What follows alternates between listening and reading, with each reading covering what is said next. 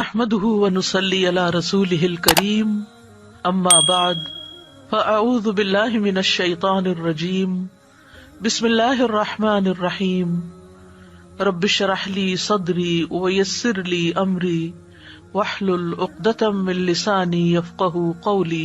مومن اپنے ہر کام کا آغاز بسم اللہ سے کرتا ہے، اللہ کے نام سے کرتا ہے، کیونکہ اللہ ہی نے ہمیں پیدا کیا ہے، اللہ ہی ہمیں رزق دے رہا ہے، اللہ ہی کی طرف ہمیں لوٹ کر جانا ہے۔ لہٰذا ہمیں اس زندگی میں ہر کام کرتے ہوئے اپنے رب کو یاد رکھنا چاہیے۔ قرآن مجید کا آغاز بھی اللہ سبحانہ تعالیٰ نے بسم اللہ سے کیا، اور ہمارے لیے یہی مشروع کیا کہ ہم اپنا ہر قول اور عمل بسم اللہ کے ساتھ شروع کریں۔ پہلی وحی کا آغاز بھی اللہ کے نام کے ساتھ ہوا۔ جبریل امین نے پہلی مرتبہ جب نبی صلی اللہ علیہ وسلم کو قرآن مجید کی پہلی آیت سکھائی تو فرمایا اقرأ بسم ربک الذی خلق، اپنے رب کے نام سے پڑھ جس نے پیدا کیا۔ تو گویا عبادت ہو یا ہمارے دنیا کے کام ہو، ان سب میں ہمیں اپنے رب کو یاد رکھنا ہے، اور اس کے بے شمار فائدے بھی ہیں۔ اللہ سبحانہ تعالیٰ کا نام بابرکت ہے، لہٰذا جب ہم اللہ کے نام سے کوئی کام شروع کرتے ہیں تو ہمارے کاموں میں برکت پیدا ہو جاتی ہے۔ قرآن مجید میں آتا ہے تبارک اسم ربک ذو الجلال والاکرام، بہت بابرکت ہے تیرے رب کا نام جو بہت عظمت والا، اکرام والا ہے۔ جب ہم عبادت کرتے ہیں تو کہتے ہیں ایاک نعبد و ایاک نستعین، صرف تیری ہی ہم عبادت کرتے ہیں اور تجھی سے ہم مدد چاہتے ہیں، کیونکہ ہم کمزور ہیں، ہم اللہ کی عبادت کا حق ادا نہیں کر سکتے۔ اس لیے کوئی بھی کام جو عبادت کی نوعیت سے تعلق رکھتا ہو، یعنی خاص عبادات سے، ان کے آغاز میں بھی اللہ کا نام لینا چاہیے، کیونکہ اس سے اللہ کی مدد حاصل ہوتی ہے، اور پھر مزید نیک کاموں کی توفیق بھی ہوتی ہے۔ انسان برائی سے بچتا ہے، شیطان کے وار سے محفوظ رہتا ہے، کیونکہ اللہ تعالیٰ کی مدد، توفیق اور سپورٹ انسان کو حاصل ہو جاتی ہے، اور انسان کے اندر کوئی فخر اور غرور نہیں آتا۔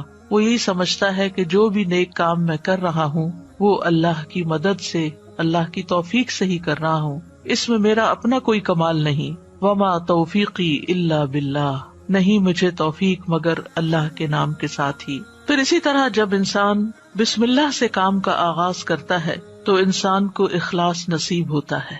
جب اللہ کا نام لیا تو اللہ کے نام کے ساتھ اللہ ہی کے لیے کام کرنا چاہیے، جو بھی کچھ ہم کریں، اور پھر اگر وہ کام صحیح ہے، عبادت کا ہے یا دنیاوی امور سے متعلق ہے، تو پھر ہماری نیت اور ہمارا قبلہ درست ہو جاتا ہے، انسان کو اخلاص نصیب ہو جاتا ہے۔ پھر اسی طرح یہ ہے کہ انسان جب اللہ کے نام کے ساتھ کوئی کام کرتا ہے تو اللہ کی نعمتوں کی یاد دہانی بھی ہوتی ہے۔ مثال کے طور پر اگر آپ پانی پی رہے ہیں تو جب آپ پانی پینے لگتے ہیں تو بسم اللہ کہتے ہیں، اور جب بسم اللہ کہتے ہیں تو آپ کو اللہ کی یاد آ جاتی ہے، اور پھر ساتھ ہی وہ نعمت جو آپ استعمال کر رہے ہیں اس کے بارے میں غور و فکر بھی نصیب ہوتا ہے کہ یہ اللہ نے پانی پلایا ہے، اور پھر انسان کا غور و فکر اسے کہیں سے کہیں لے جاتا ہے، اس کے اندر ایک وسعت پیدا ہوتی ہے، وہ سوچتا ہے کہ یہ پانی میرے گلاس میں کہاں سے پہنچا، کس نے اتارا۔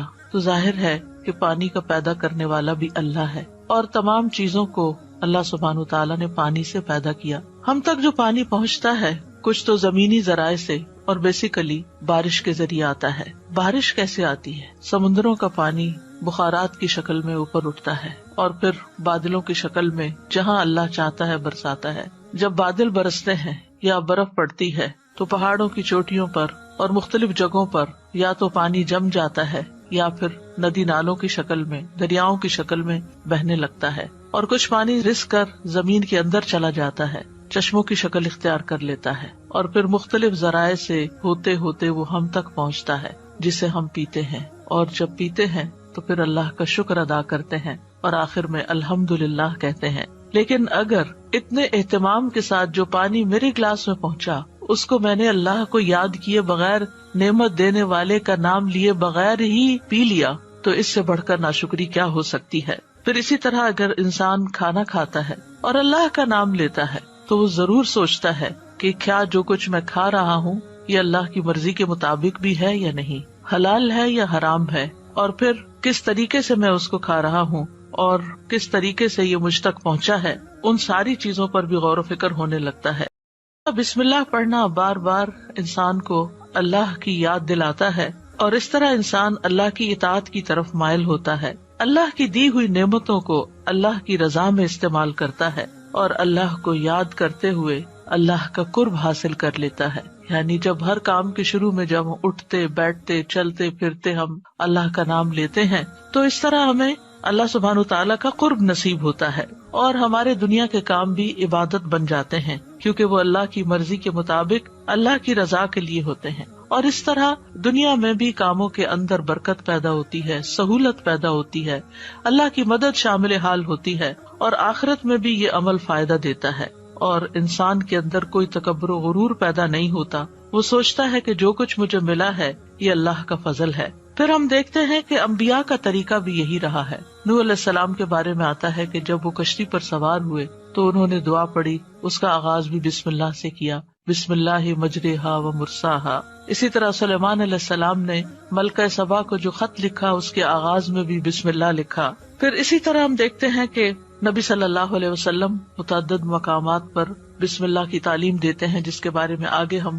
متعدد احادیث میں دیکھیں گے کہ کس طرح آپ صلی اللہ علیہ وسلم کی زندگی کا ایک اہم حصہ تھا بسم اللہ پڑھنا، اور جس کام کا آغاز اچھا ہو جائے اس کا انجام بھی اچھا ہوتا ہے. قرآن مجید کا آغاز بھی بسم اللہ کے ساتھ ہو رہا ہے اور بسم اللہ قرآن مجید کی ایک مستقل آیت ہے. یعنی یہ کہ سورۃ الفاتحہ یہ کسی اور سورت میں داخل نہیں ہے، ہر سورت کے شروع میں اسے الگ آیت کے طور پر لکھا گیا ہے. اور اس میں ہم دیکھتے ہیں کہ سورۃ التوبہ جو ہے اس سے پہلے بسم اللہ نہیں ہے کیونکہ بسم اللہ سے امان حاصل ہوتی ہے اور سورۃ التوبہ کے شروع میں مشرکین کو امان سے نکالا جا رہا ہے، بری ذمہ کیا جا رہا ہے. تو بہرحال آغاز ہوتا ہے قرآن مجید کا بسم اللہ الرحمن الرحیم کے ساتھ، یعنی میں اللہ کی مدد طلب کرتے ہوئے اپنی قرات کو اللہ کے نام سے شروع کرتا ہوں. اور پھر اس میں اللہ سبحانہ تعالیٰ کے نام اللہ کے علاوہ دو صفات کا ذکر ہے. الرحمن ایسی ذات جس کی رحمت تمام مخلوق پر چھائی ہوئی ہے، اور الرحیم ایسی ذات جو مومنوں پر آخرت میں بھی رحم فرمائے گی. جہاں تک لفظ اللہ کا تعلق، اس کو اسم الجلالہ بھی کہتے ہیں. اللہ کی اصل الالہ ہے اور لغت عرب میں الہ 4 معنوں پر بولا گیا ہے. نمبر 1 المعبود جس کی عبادت کی جائے، نمبر 2 الملجا جس کی پناہ لی جائے، نمبر 3 المفزوع الیہ گھبراہٹ میں جس سے مدد حاصل کی جائے، نمبر 4 المحبوب وہ محبوب جس کے ساتھ عظیم محبت ہو اور اس کے بارے میں عقلیں حیران ہو جائیں. تو اللہ کا لفظ اللہ سبحانہ تعالیٰ کا اسم ذات ہے، یعنی ذاتی نام ہے، سب ناموں سے عظیم اور اعلیٰ ہے. اور یہ جلیل القدر نام اللہ سبحانہ تعالیٰ کے جتنے بھی باقی نام ہیں وہ سب اسی نام کی طرف لوٹتے ہیں، یعنی وہ اللہ ہی کے نام اور اللہ ہی کی صفات ہیں. اور اس کو امام غزالی کہتے ہیں کہ یہ اللہ تعالیٰ کے ناموں میں سے سب سے زیادہ عظیم نام ہے، کیونکہ یہ اس ذات الہی پر دلالت کرتا ہے جو تمام صفات الہیہ کو جمع کرنے والی ہے، یہاں تک کہ کوئی بھی صفت اس سے جدا اور علیحدہ نہیں ہو سکتی. یعنی اللہ تعالیٰ کے جتنے بھی باقی اچھے اچھے نام ہیں وہ سب اللہ ہی کے نام ہیں. وَلِلَّهِ الْأَسْمَاءُ الْحُسْنَى کہ اللہ ہی کے لیے ہیں اچھے اچھے نام.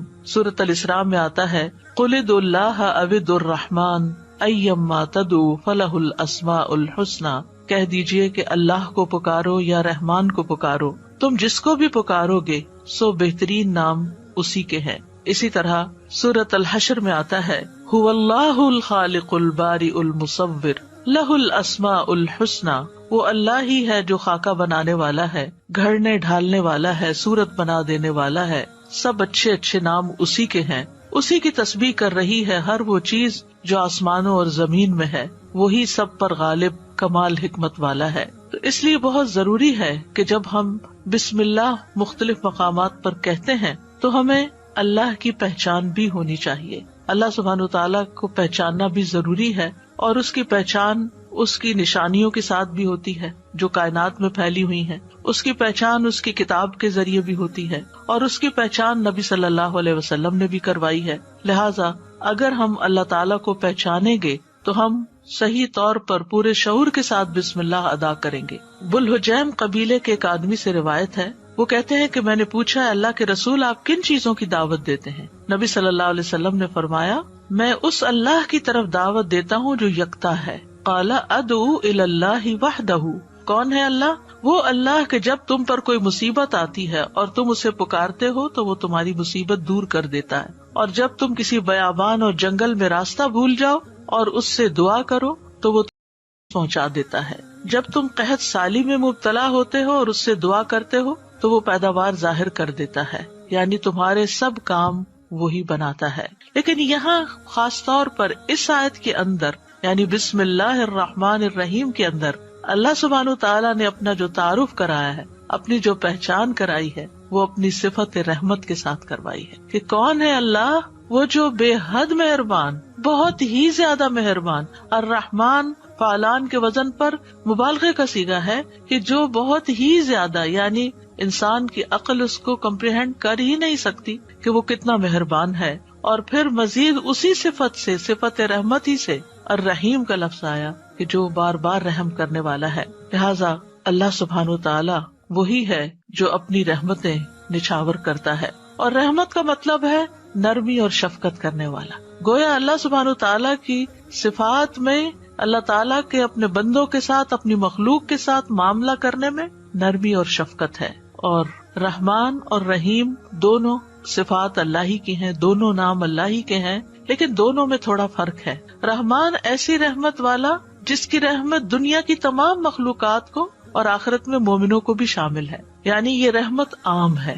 اور اسی نام سے اللہ سبحانہ تعالیٰ نے اپنے آپ کی پہچان کروائی کہ الرحمن علی العرش استویٰ، وہ بے حد رحم فرمانے والا عرش پر بلند ہوا. اور رحیم سے مراد ایسی رحمت والا کہ جو قیامت کے دن صرف مومنوں کے لیے ہوگی. اور ہم جانتے ہیں کہ اللہ سبحانہ تعالیٰ کی رحمت کے 100 حصے ہیں، جس میں سے صرف ایک حصہ دنیا میں اتارا ہے، باقی اللہ سبحانہ تعالیٰ نے آخرت کے لیے اس کی باقی رحمتیں 99 جو ہے وہ آخرت کے لیے ہیں، جس کی بنا پر وہ بندوں کی بخشش فرمائے گا. یہاں دونوں ناموں کو اکٹھا کیوں کیا گیا ہے؟ اللہ سبحانہ تعالیٰ کے دونوں نام الرحمن اور رحیم کا مل کر آنا اللہ سبحانہ تعالیٰ کی رحمت کے مزید کمال کو بیان کرتا ہے. اور اس کے بارے میں ابن القیم رحمہ اللہ کہتے ہیں کہ جہاں تک الرحمن اور رحیم دونوں ناموں کو جمع کرنے کا تعلق ہے تو اس کا معنی ان دونوں معنوں سے اچھا ہے جو معنی ان کے الگ الگ بیان کیے جاتے ہیں، یعنی وہ مزید جمع ہو جاتا ہے. اور وہ یہ ہے کہ الرحمن اللہ کی قائم صفت پر دلالت کرتا ہے، اور لفظ الرحیم اللہ کی مخلوق پہ کی جانے والی رحمت سے تعلق رکھتا ہے. پس پہلا نام جو ہے اللہ کی ذاتی صفت رحمت پہ دلالت کرتا ہے، اور دوسرا نام اللہ کے فعل پر دلالت کرتا ہے کہ اللہ اپنی رحمت کے ساتھ مخلوق پر رحم فرماتا ہے. اور ابن قیم یہ بھی کہتے ہیں کہ ان دونوں صفات کو جمع کرنے کا یہ فائدہ ہے کہ اللہ نے دنیا میں جلد اور آخرت میں بعد میں واقع ہونے والی رحمت کی خبر دی ہے، اور اللہ کی خاص اور عام رحمت کے متعلق خبر دی گئی ہے، اور اللہ کی رحمت اس کے غضب پر غالب ہے. ابو ہریرہ کہتے ہیں کہ رسول اللہ صلی اللہ علیہ وسلم نے فرمایا جب اللہ مخلوق کو پیدا کر چکا تو اس نے اپنی کتاب لوح محفوظ میں لکھا جو اس کے پاس عرش پر موجود ہے کہ میری رحمت میرے غضب پر غالب ہے، اور اس کی رحمت بہت وسیع ہے. قرآن مجید میں آتا ہے وَرَحْمَتِي وَسِعَتْ كُلَّ شَيْءٍ، میری رحمت نے ہر چیز کو گھیر رکھا ہے. کوئی اس کو مانتا ہے یا نہیں مانتا، اس کی عبادت کرتا ہے یا نہیں کرتا، جتنے بھی ہم دنیا میں لوگ چل پھر رہے ہیں، سخت نافرمانیاں کرتے ہیں، لیکن اس کے باوجود وہ ہمیں جینے کی مہلت دیتا ہے، رزق دیتا ہے، ہمارے کام سنوارتا ہے، ہمیں مشکلات سے بچاتا ہے. تو اللہ کے یہ دونوں نام جو ہیں، انسان کو اگر ان کی پہچان ہو جائے تو ہر غم اور پریشانی اس کی دور ہو جائے. کیونکہ ہر تکلیف میں، ہر مشکل میں اگر انسان یہ یاد کر لے کہ میرا رب بڑا ہی مہربان ہے، بڑی ہی رحمت فرمانے والا ہے، تو انسان کی پریشانی دور ہو جائے کہ وہ ہے کوئی جو میری مشکل آسان کر سکتا ہے، اور وہ اپنی رحمت فرمائے گا اور ضرور کر دے گا. تو ہمیں ہر کام سے پہلے بسم اللہ پڑھنی چاہیے، کیونکہ اللہ سبحانہ تعالیٰ کا نام لینے والا کامیاب ہوتا ہے. جیسے کہ قرآن مجید میں آتا ہے قد افلح من تزکا وذکر اسم ربہ فصلی، بے شک کامیاب ہو گیا جو پاک ہوا اور اس نے اپنے رب کا نام یاد کیا.